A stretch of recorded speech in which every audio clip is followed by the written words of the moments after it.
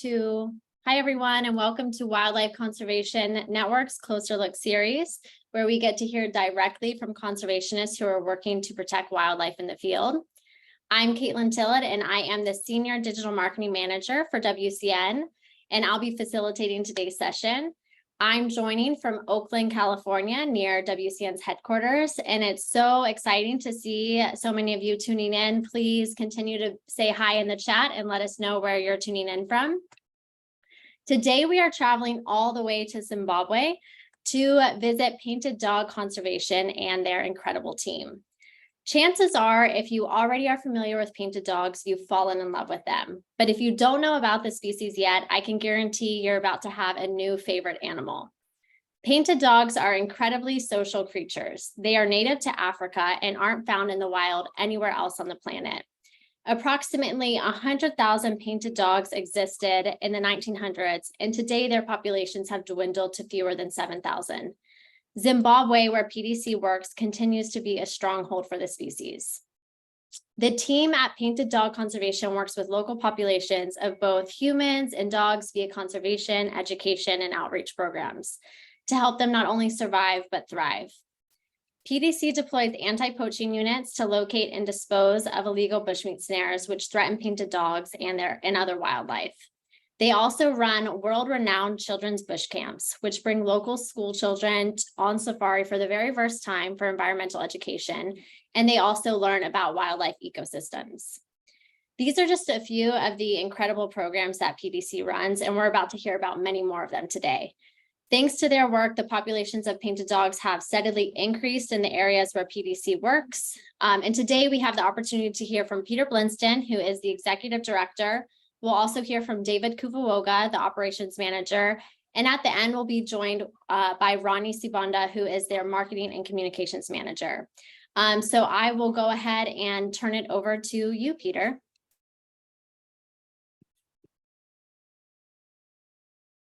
Oh, Peter, I think you're muted.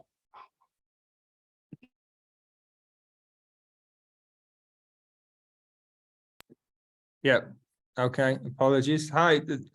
Thanks, Caitlin.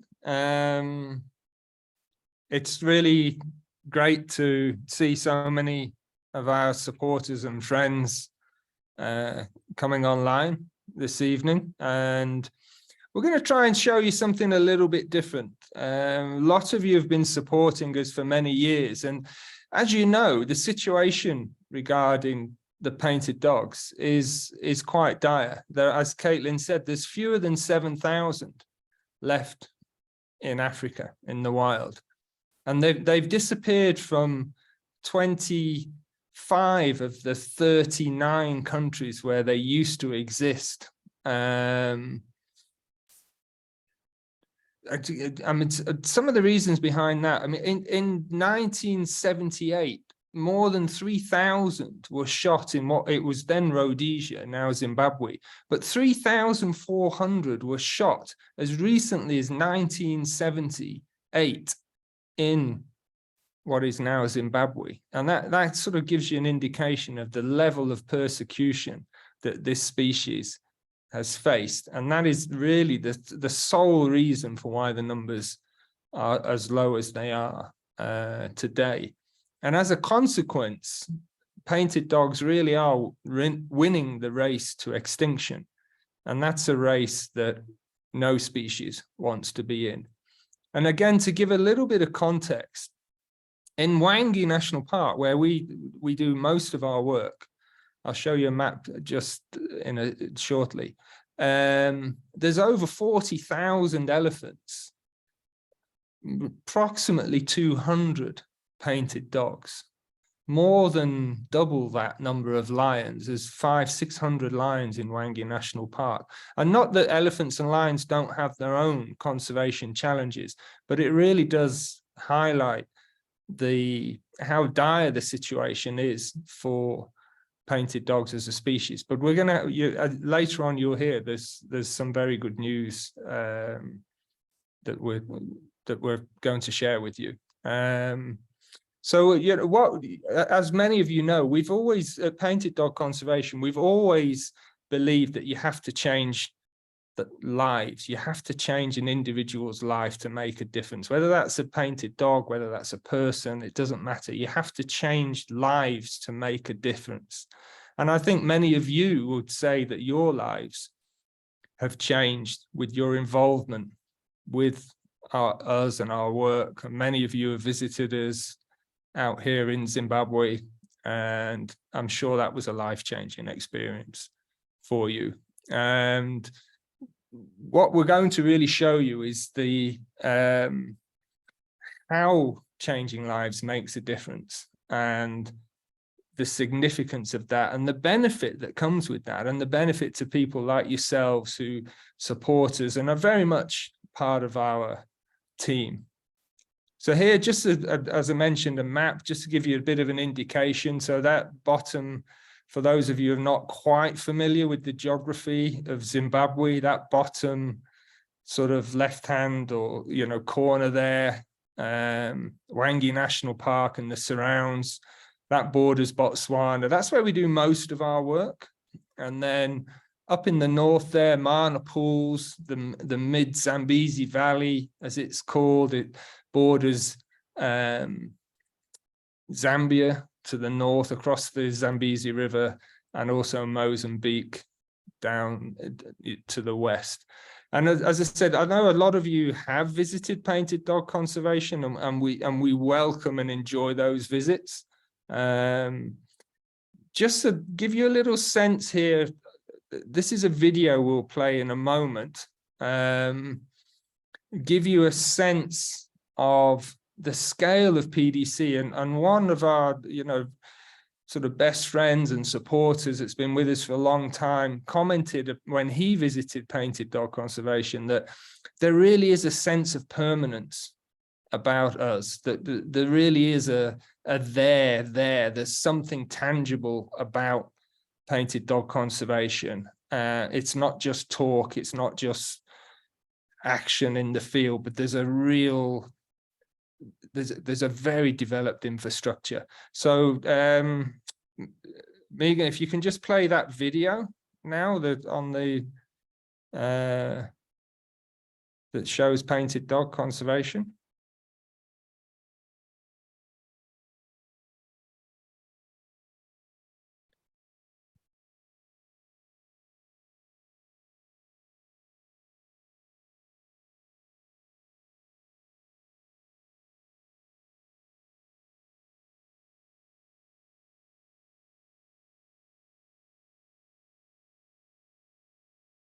And here's, that was, trying to show you the scale of our infrastructure and the level of investment that we've made over the years. And then the next slide, Megan, thanks. So a lot of you are familiar with the dogs. You know the social nature, the pack structure led by the alpha female. She's typically the only female that breeds in the pack, and the whole pack care for they care for each other, they care for the pups, they care for the sick, the injured, the old. Really, they have a lot of qualities that are very admirable. And whilst a lot of first-time visitors, safari goers who coming to Africa don't necessarily know about the painted dog, people, they come to Africa, they want to see lions, they want to see elephants, giraffes, zebra, that kind of thing.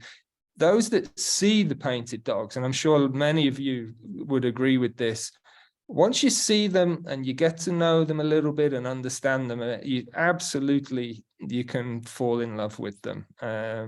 Next slide there, Megan, please. So right now, give you a bit of update on what's happening. This is denning season for in Zimbabwe right now. We're monitoring a number of packs, and denning season, while it's a time of tremendous hope and optimism, it's also a time of tremendous challenges. And one of our main study packs has denned in a frankly awful location. If you can go to the next slide, Megan, thanks.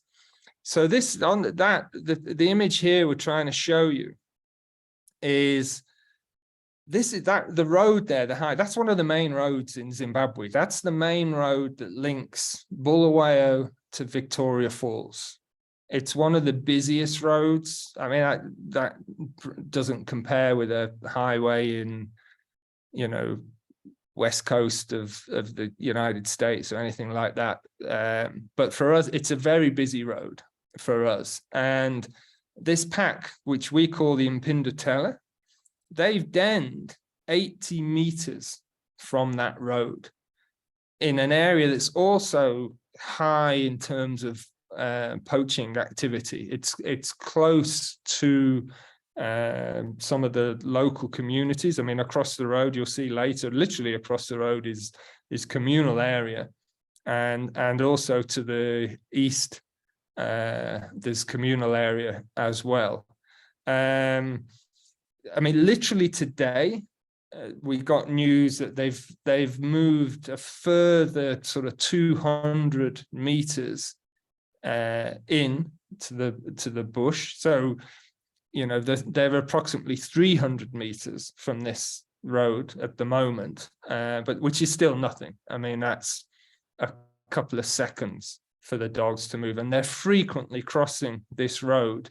We've got a team on them literally 24/7, and we've had that team out there, which is really using a lot of our resources for the past 6 months plus, because since towards the end of like November last year, they've been really occupying this area in particular. And so we've had the monitoring team led by Jealous on this pack, as I say, 24/7, informing the anti-poaching units. We're deploying the anti-poaching units heavily into those areas, trying to protect the dogs. And at the moment, we're in dialogue, we're in discussion with Zim Parks Authority with a proposal to capture this pack, which is easier said than done, but it is a methodology we've used before, and with success, though there's never a guarantee of success with these things. And the proposal is that we capture them, we bring them to our rehab facility for the next month or so, whilst the pups grow, and the pups reach a point where they're not dependent upon a den, and then we release the pack back into the wild. And there's nothing to say that they won't go back into this same general location, but if we can get them through this really critical phase, I mean, I would like to keep them for 6 months, until the pups are really a lot older. But still, the threat of the road in particular is one that can't be underestimated. And I apologies, we're just going to show you a little bit of a sensitive image and video. If you can, Megan, if you can switch to that next slide and just play that video.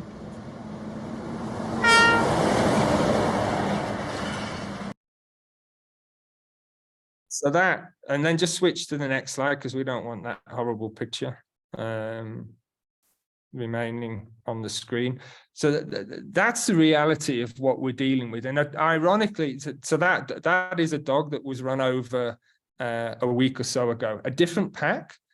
And this is ironic, that this is the sort of success story that I kind of hinted at the beginning, where we're currently dealing with 4, if not 5 packs in this area. This is the so-called buffer zone on the edge of Hwange National Park, where we do the majority of our work. We work a lot with the communities there, and David is going to just now is going to start talking about this, the work that we do and the actions that we're taking to try to mitigate the threat from this main road and the poaching and the snares. But it is a little bit, there is some irony to it, because it's an issue we've always been aware of. The threat of the road has always been there. The road's been there for a long time. The traffic is increased in recent years, that's for sure, with development around us, particularly in Hwange town, which is about 80 kilometers down that road. I don't know what that is in miles, 50 miles or something. Hwange has always been a mining town, and there's been further development with of infrastructure and mining activities, and that's led to certainly to an increase of traffic. We get a lot of trucks coming through from Zambia as well, from the copper fields in Zambia, which are way to the north, but this is the highway. This is the route that they use to the coast, Durban or Beira. As I said, it's a little bit of a case of almost being a victim of the success. The increased number of dogs, increased number of packs in the area, these incidents also increase. And I'll hand over to David now, and he'll talk to you about some of the actions that he's spearheading with the rest of the team to try and mitigate these threats, and also talk to you about the work that we're doing with the communities and how that has evolved, and how, you know, again, they are very much part of our team. So we'll go to the next slide, Megan, and hand over to David.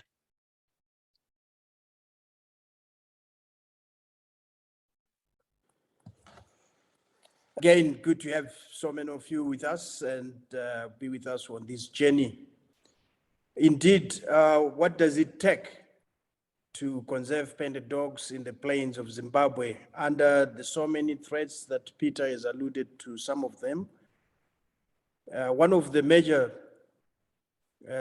ways to succeed in this is to make sure that you have enough network and collaborations, and you engage as many people as you can, including direct action on the ground, which involves the anti-poaching unit that we have, which involves the communities that we work with.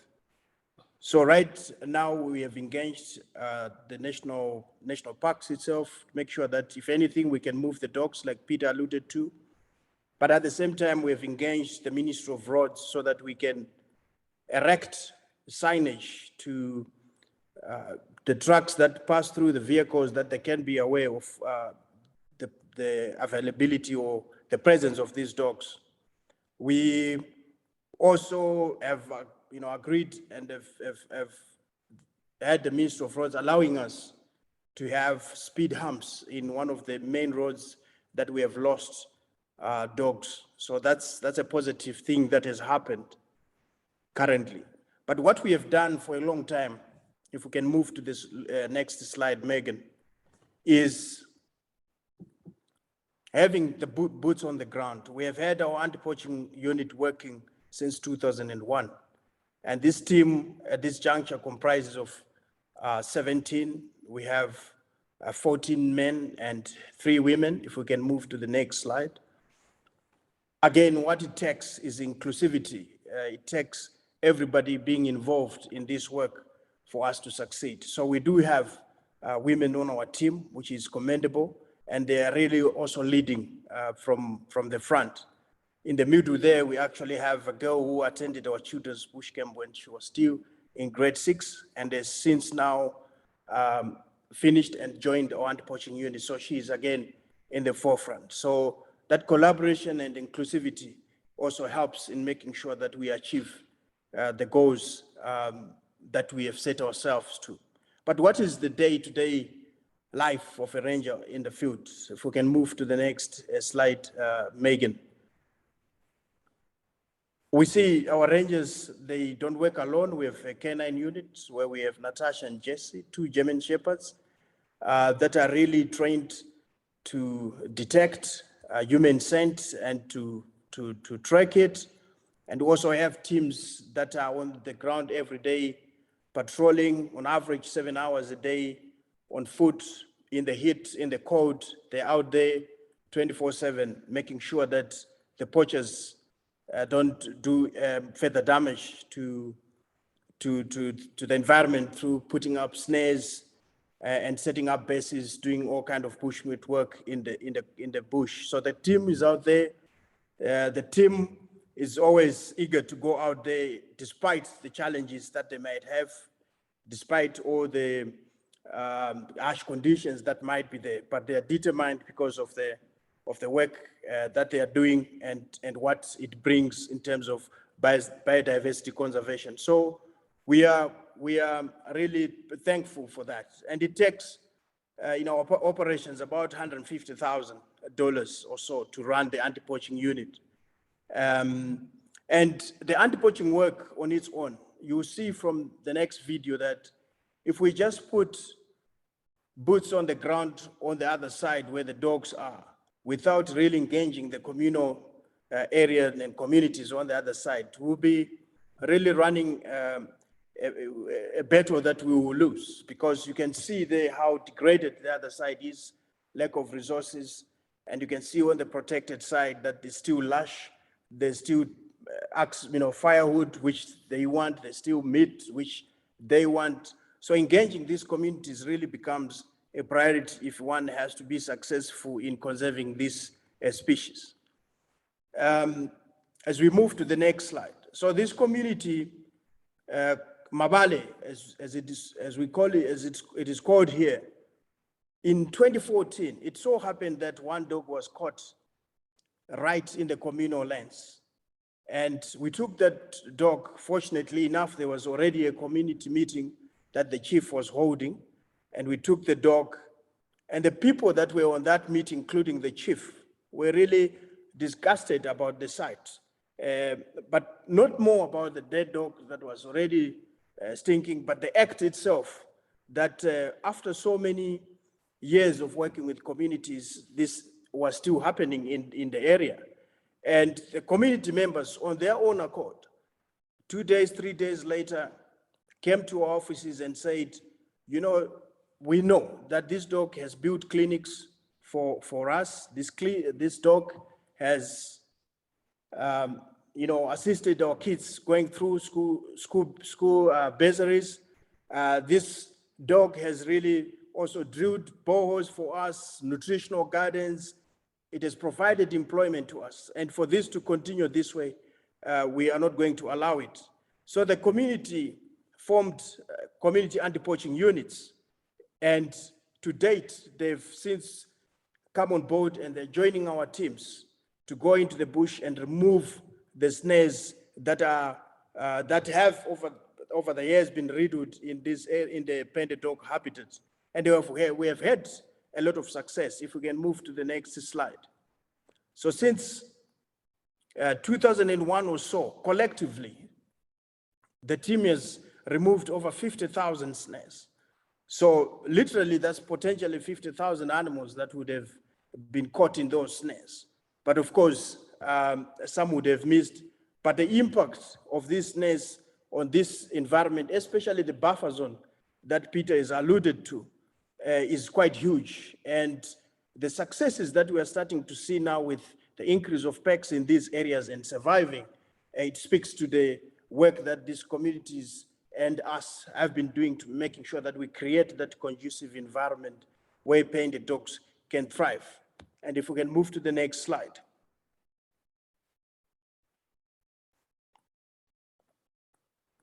Next slide, Megan.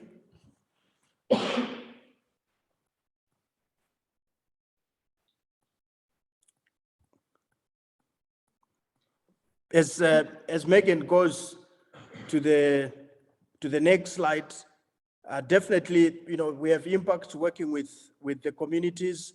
We have removed over 50,000 snares, like I said before. We have worked together protecting dens. Peter just spoke about dogs that have denned in a really hot spot, and this hot spot is next to these communities.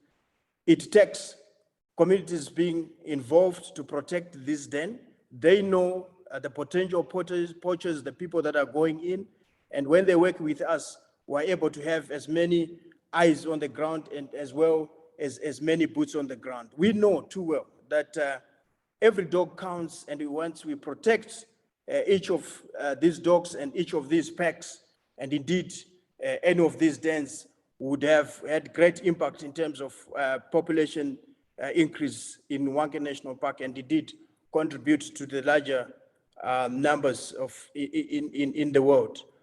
If we move to the next slide, we know we had this dog Vusile that came literally to our rehab facility. We took care of it and released it back into the wild. And we can trace 137 descendants from that dog. And that goes on to show how really important each intervention that we do is critical in terms of making sure that we continue to keep the numbers up and we continue to give painted dogs a chance. If we can move to the next slide, please. Now, this support that we get from the communities, we reciprocate. We have supported the community, Mabale Community Anti-Poaching Unit. Effectively, I can say the last 3 years, we have engaged this community for 6 months at a time, and we pay them a stipend each time they engage to our unit and removing the many snares. In the initial year, we had a record over 5,000 snares removed because of the sheer number of people that we're now covering the ground and removing the snares. And in the following years, we have seen a reduction in the number of snares that have been put in these areas because of the presence of the boots on the ground and the involvement of these communities. So supporting them through, kitting them, giving them necessary boots and PPE, as it were, is quite important. But what's also important is, making sure that they've got the income that they definitely need also to take care of their families once they're back in the villages. And most of these funds, they work in local retail shops, which are mostly family owned, and that keeps the local economy growing, which is quite needed in these areas, especially looking in the recent years when we had COVID hitting so hard and many people losing their jobs. So we appreciate that collaboration. But speaking of collaborations, if we can move to the next slide. We also have realized that in these communities, there are also community trusts like Soft Food Alliance, which have got the intricate understanding of the landscape in which these communities come from.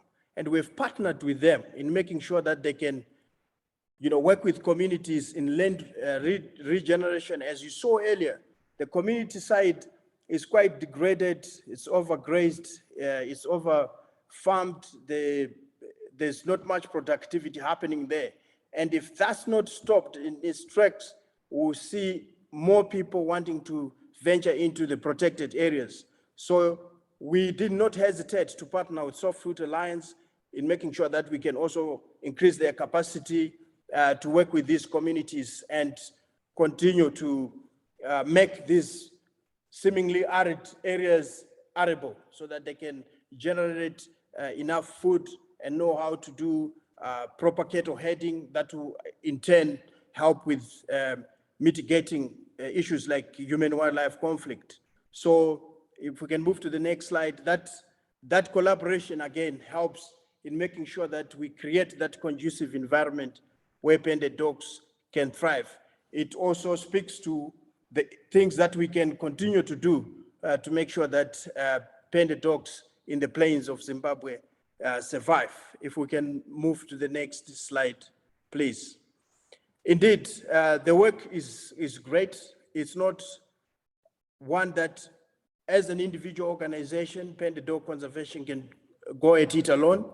We need the collaboration, and we have had the collaboration with Zimbabwe National Parks, Forestry Commission, the police themselves, traditional leadership, and the community at large, and other private stakeholders, private farmers, and together we have created this conducive environment. We have created this work ethic and we have had a common vision in as far as what environment we want to create for our wildlife in general. And that has brought the success that we have had to date, where we are starting to see 4 or so packs occupying the buffer zone. We are continuing to have as many kids going through our children's bush camp. We are continuing to have our guys tracking and monitoring painted dogs. That success is brought by the collaboration and partnerships that we have in this environment. If we can move to the next slide. And the future is bright for the species. More so, if we look at the amount of support that we have received from the many of you, and the amount of support I'm sure we'll get from the many of you that have joined us today. We are grateful for the support we have had, and we feel so confident when we are out there in the field, when we are down here in Zimbabwe. We feel so confident that success will continue, more success will come, because we know we are not alone. We are with all of you. And for today, I thank you.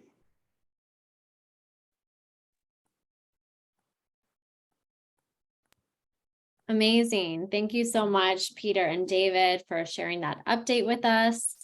So we are now going to move into our Q&A portion of the presentation. So I've seen some great questions come in over the chat. Please continue to send those in. I'm also just loving all the excitement and encouragement that you guys are sending to the entire PDC team. It's clear that they have a lot of fans, which is really well deserved now that you are seeing all the incredible work that they're doing with communities and to protect the dogs. So let's go ahead and just dive right in.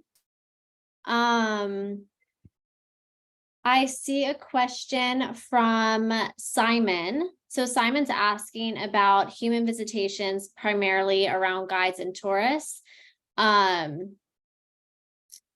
He recently saw, and this is in reference to when painted dogs dens with pups, and when there's a lot of visitation, it can cause damage and loss with the pups. He saw a recent post from PDC that steps have been taken in cooperation with Zim Parks to address this in critical places like Mana Pools. Can you please give some details around that? Yeah, sure. Thanks for the question, Simon. It is, to be honest, it's a very specific issue in quite a small area, which is Mana Pools. It's not something that we experience in Hwange. It's to do with Mana Pools. You can walk, both tourists on their own or with guides. I can walk, and also the dogs in Mana Pools, they typically use the same den year after year, and the den sites are not hard to find. And it's almost a bit of a competition between certain guides on locating those dens. And it's just, to be honest, it's a fine balancing act. We want people to want to see the dogs. If people are not interested, they don't want to see them, they've got no future.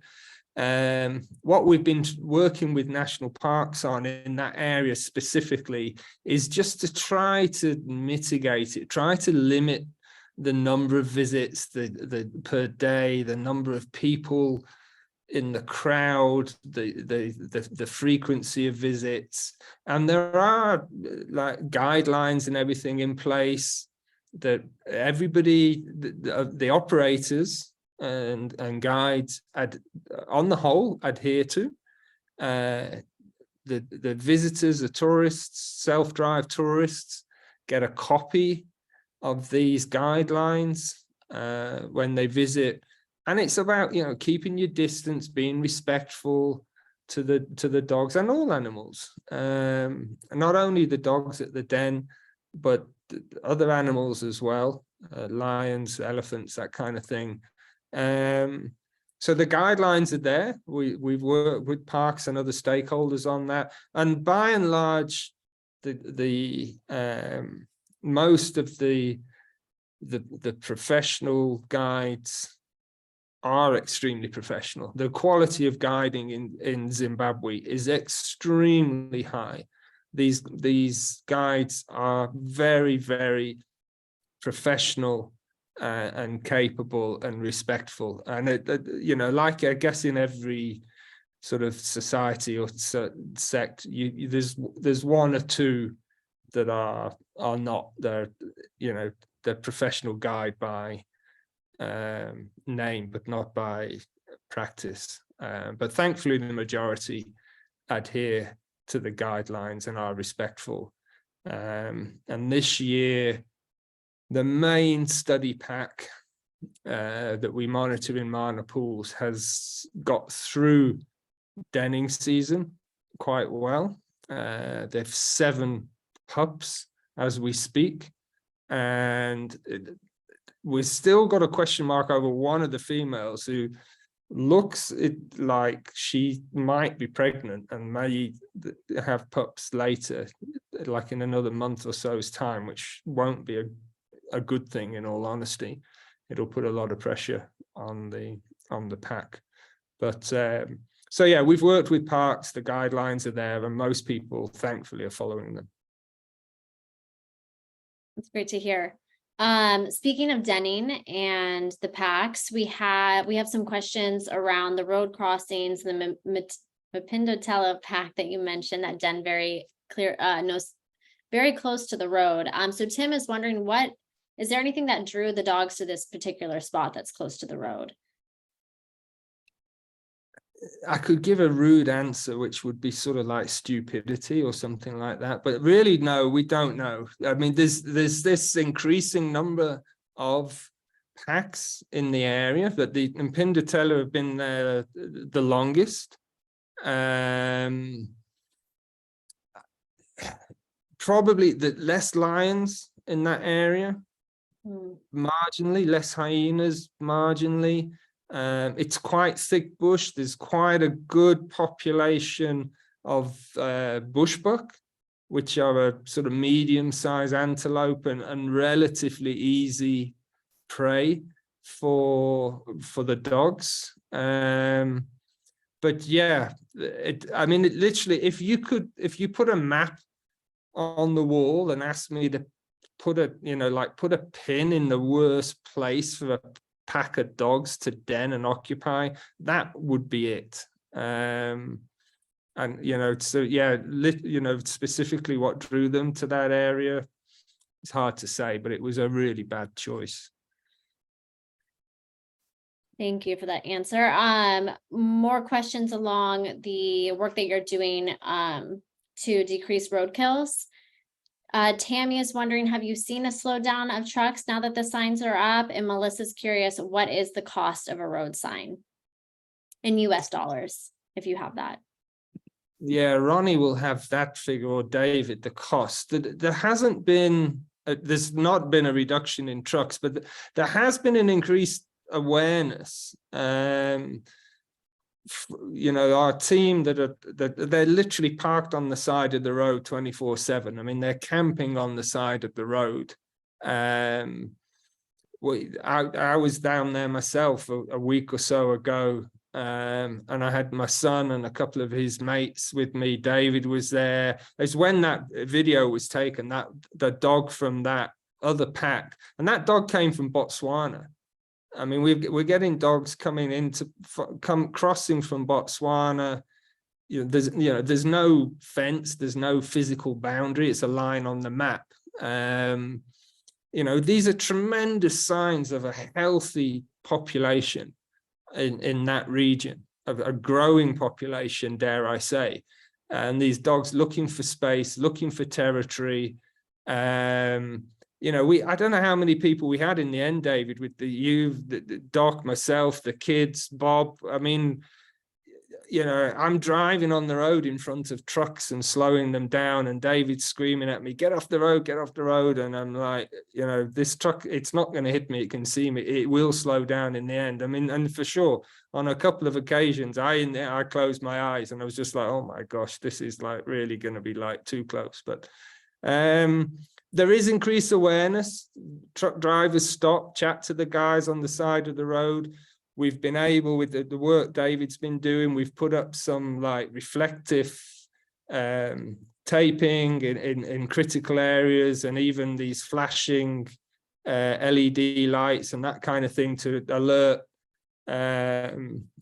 drivers. But it's terrifying. I mean, the number of times the dogs cross that road and you sit, with your heart literally in your mouth as they cross just in front of a truck that barely slows down. So yeah, if hopefully fingers and everything else crossed, parks will give us the green light in the coming days just to attempt to capture and move them to our rehab, which will buy them time. It won't solve the problem. The work that David is doing with Ministry of Roads and everything, that's really going to help get the speeds reduced, get these rumble strips, as they're called, little mini speed humps put on the road that like physically make the vehicle slow down. But it's still going to be, it's still a threat. It's a huge threat, even with all those measures in place. Yeah, Ronnie, if you know the amount for those signs, you can put that in the chat or feel free to chime in. If not, we can follow up with the group later. Yeah, David, I'm here, Kate. Yep. Yeah, so it's around $90 US dollars per sign, and we're looking at putting at least 18 of them. And a quick figure, we're looking at $1,620. But with more funding, we can put more. And it just, some questions that have come through there, Kate, if you allow. There's where do the snares come from? The snares are coming from anything from a used rundown bicycle. They take the strings from the tires themselves, from the brakes themselves. They take that wire and they use it to make the trap. They also have taken advantage of disused telephone lines. As we move from telephone lines to satellites, you name it, they just cut that and they're into the bush. So there's been efforts to collect all the disused telephone lines. So there's less of it now, but that was also, that had been a source of the snare wire for some time. But that's slowly, ending as well. Then there's the purpose of poaching. So primarily people are not going out to poach painted dogs themselves, but they're out to get the bushmeat. That's mainly your impala, your kudus, your antelopes. But unfortunately, the traps that they set are in this, the cage, whatever comes through the snare. So that's where we find, dogs being caught in the same traps. And once that has happened, because of the social structure and again, the sense, the issues around once one dog is lost, it really hammers. It's not good for the population as much as when we save one dog. The opposite is indeed true. So yes, the purpose is, it's put people are poaching. They want bushmeat. There's a debate. Is it poverty driven? Are people hungry and they want to go poach for the pot?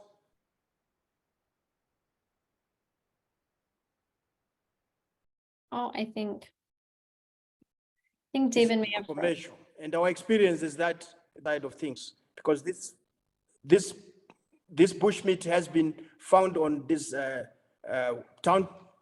townships, as we call them, kind of small commercial areas. We have found properly packed bushmeat in well-to-do people, affluent homes who have bought from these poachers. So there's both for the pot and indeed to a large extent it's purely commercial. And then there's one on communities being the community anti-poaching units being mainly women. Yes, a great proportion of the scouts that are in these units are mainly women for various reasons, but the major one is just the demographics in these communities, as many of the men have migrated to look for employment at the outside of the country, or indeed in the other upcoming developments that Peter alluded to in the nearby town. So these programs that come in these communities are mainly taken up by the women. So I think I just picked those. Hopefully some people will be answered that way. Thanks, Kate. Thanks, David. I was about to get to those questions. We have so many good questions that it's hard to pick which ones to ask. Let's go with Leandra. She's asking, what zoonotic diseases have you identified in the dogs and how do you mitigate them? Yeah, it's certainly rabies. We've had a couple of known outbreaks of rabies in the past 25 years. So we work with the local veterinary department, and we're trying to basically the process is to try to vaccinate as many domestic dogs and cats as possible, but it's a really daunting task. The figures, the number of the domestic dogs and certainly cats is not really known. The cats in particular, they're almost feral. There are meant to be records. There's a whole like traditional leadership structure there that keep record of all these things, but it's very difficult to get figures. And it is by law, you are supposed to have your dogs and cats are supposed to be vaccinated against rabies. So that's something. It's just an ongoing thing. We've been working on for many years. We've tried doing in conjunction with other organizations. We've tried doing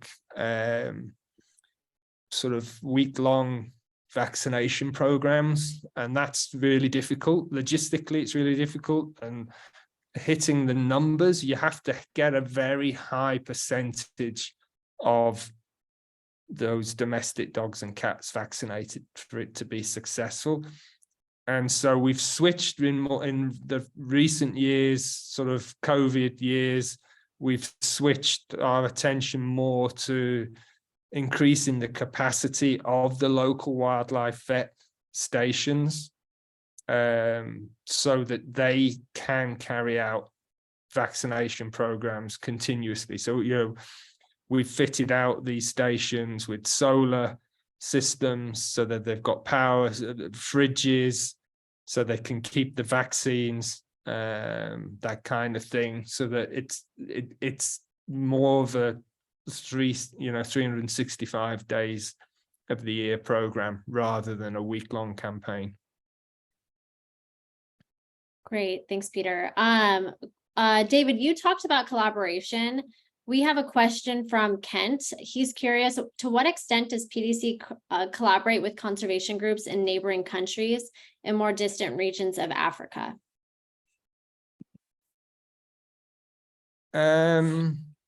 Yeah, and different. Okay. Sorry, David, you want to answer that? Okay, yeah, I'll scratch on it, Peter, and you can add on to it. If it's wildlife organizations, I'm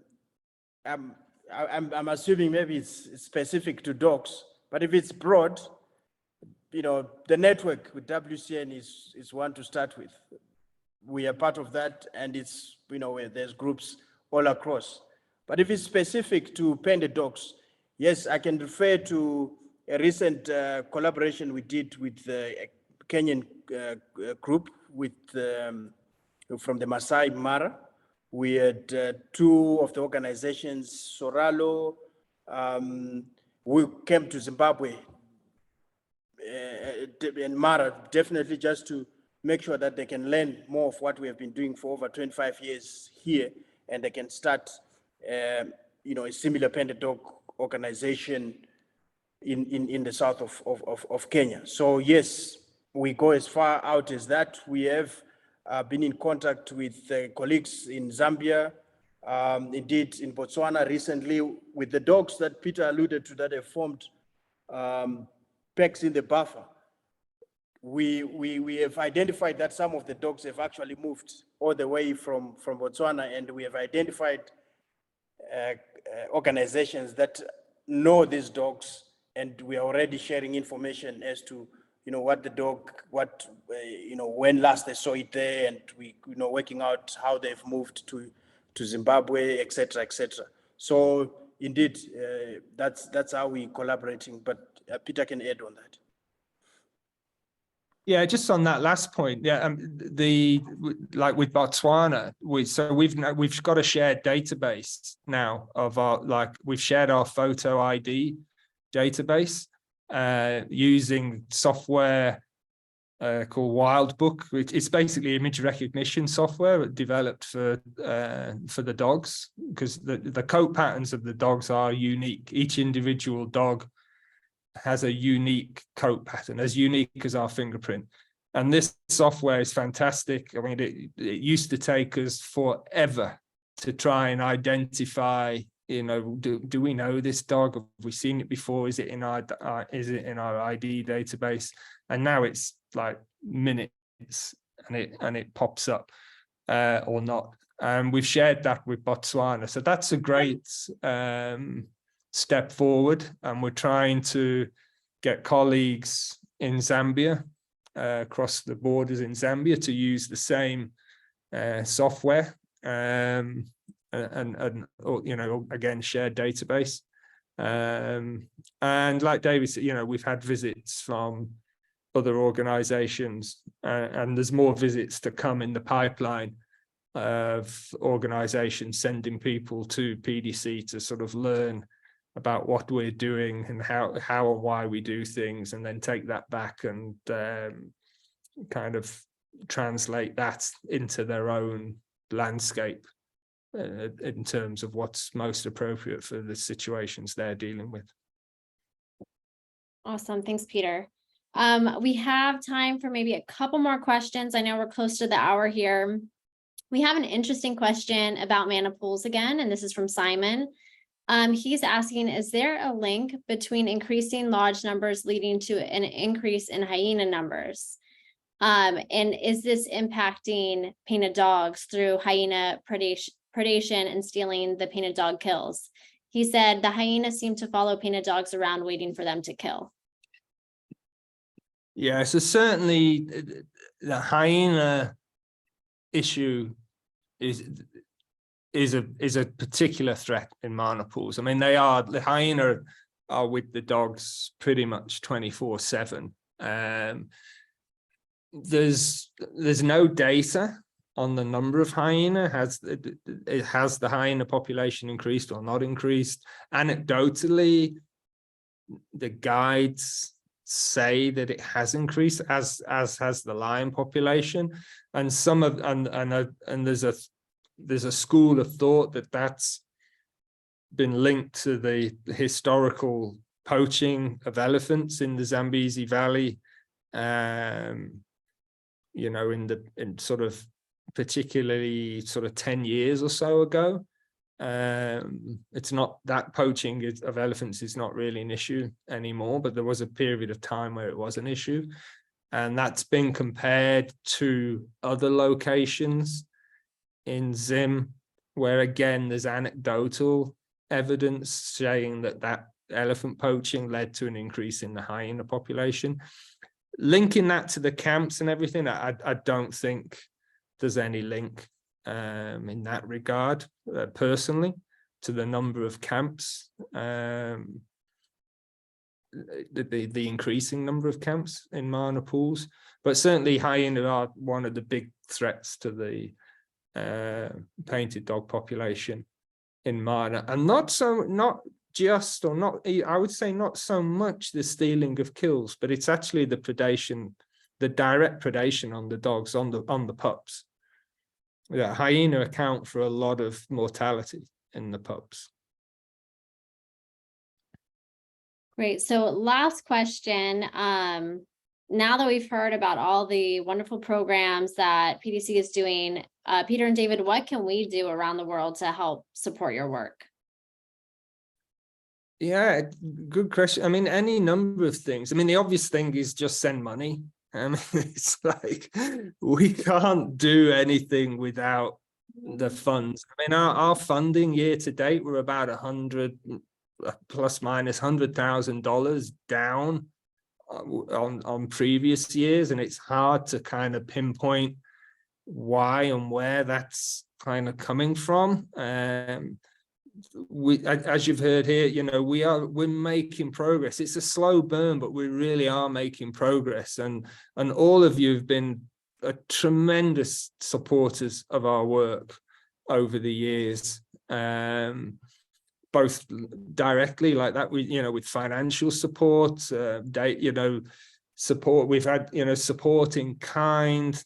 We've got people helping us, working on the development of drones to help us track and locate the dogs more efficiently. We're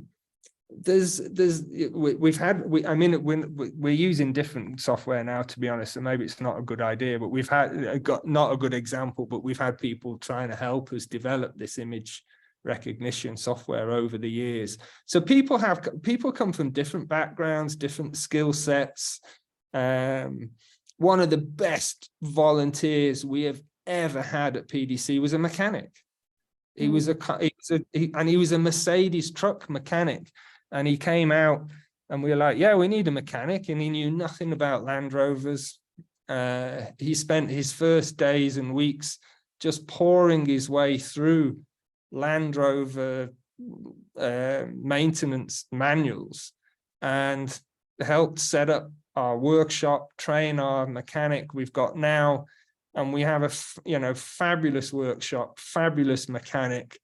We've had a former policeman who came and trained our anti-poaching. That's still the basis of the work that we do. And incidentally, that same guy went to India and trained people in India to do anti-poaching to protect the tigers, and his training methods and what he taught, this one project, has been expanded across the entirety of India. Which it's so, I think I'm trying to demonstrate there that there's any number of things that people can do, and people have different skill sets that you'd be surprised how they could potentially help and assist us, rather than the other. We get a lot of requests for internships and volunteers and just out and out volunteers, and people who are just well-wishers and enthusiastic, which is fantastic, and we really appreciate it. But that's very difficult. People, I'm sure, understand we prioritize local students when it comes to internships, and volunteers. We don't run a volunteer program, so it's the examples I've given were very much hand-picked, hand-selected, where somebody approached us and really had a skill set that we actually could use. So we welcome that. We welcome anybody to approach us with offers of that nature, but we can't, unfortunately, accept all of them as much as we'd like to. But help spread the word. With Ronnie's really active. Our social media, I think, is very good. And, I'm a bit old when it comes to that kind of stuff, but people reposting and whatever you do to help spread the word is tremendously helpful and really appreciated. David and Ronnie will be over at the expo in October. I can't make it. My son's got important exams in October, so I need to be here making sure he's actually turning up for the exam, let alone doing some revision so that he may pass. I've just got to make sure he gets out of bed. So I've, for the first time in whatever, 17, 18 years, I won't be, sadly, I won't be at the expo, but David and Ronnie will be there. So turn up at the expo, go and see the guys at the expo, talk to them face to face, learn some more about the work that we do and spread the word. So many of you are already supporters of ours, which we never get tired of saying thank you for that, and encourage as many of your friends to support us as well. Awesome. Yep. Word of mouth really helps make a difference, and everybody's, anything you can do can help, right? No matter the donation size, no matter how you're spreading the word, it really does help. With that being said, we will be sending this recording to you all via email. So if you'd like to rewatch any part of it, or if you'd like to spread the word and share with a friend or family member, that'd be great. I also just wanted to remind you all, as Peter and David mentioned, World Painted Dog Day is on August 26th. I really encourage you all to go follow PDC on social media, go to their website, sign up for their newsletters, stay in touch with them, as I'm sure they're going to have some more exciting updates to share with you on August 26th and just throughout the rest of the year. And as Peter said, there's, lots of ways that you can make a difference. If you'd like to donate, there are links in the chat. You can also find links on their website as well. And lastly, a special announcement.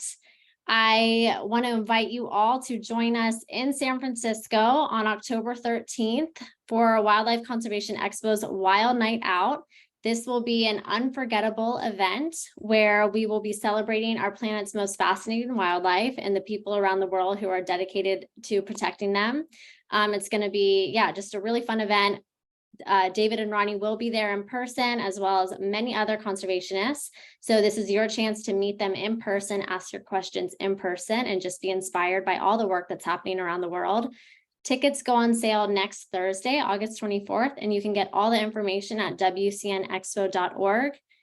And lastly, I just want to give a huge thanks to Peter, David, and Ronnie. It's 9 o'clock, or I think 10 o'clock in Zimbabwe right now on a Friday night, and they're taking time out of their day to share with us. And just so much love to the entire PDC team. I also want to give a big shout out to Megan and the WCN staff behind the scenes who make these events happen. So thank you guys for all that you do. And lastly, I want to thank all of you guys for spending an hour of your Friday to learn about PDC. And learn how you can help make a difference for wildlife around the world. So with that being said, I hope everybody has a great rest of their Friday. Great. Thanks, Caitlin. Thanks, everybody. Go and see David and Ronnie in October. Thank you. See you there.